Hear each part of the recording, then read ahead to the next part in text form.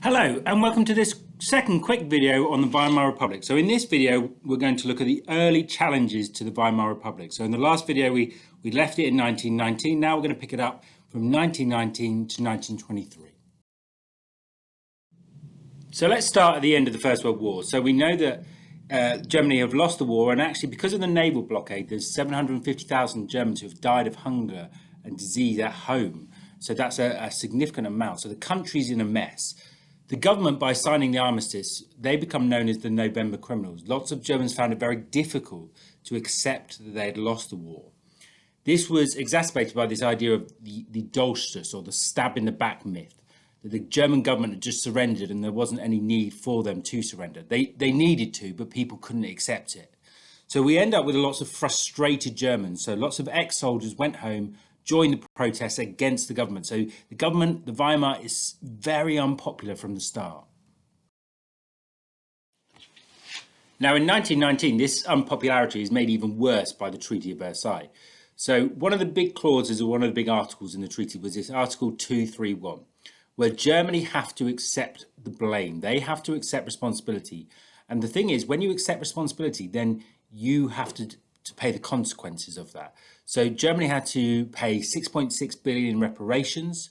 The army is reduced to 100,000 men. So again, that's going to lead to huge unemployment.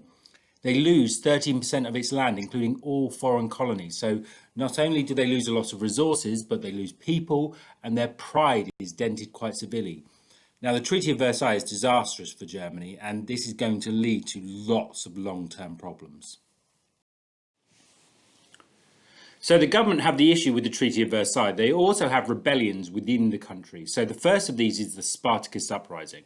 Now we know that Ebert is the president of Germany in 1919. And the first challenge comes from the Spartacus. So this is a group of revolutionaries who want to overthrow the government. They want to get rid of the government and they want to be in power themselves.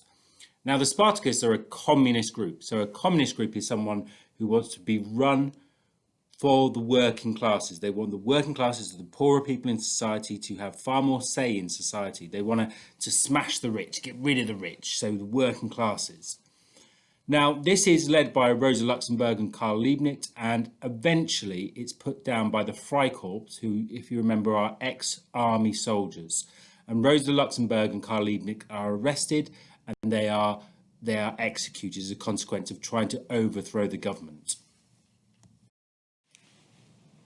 Now, Ebert had needed the Freikorps to get rid of the Spartacus, so he'd called the Freikorps in.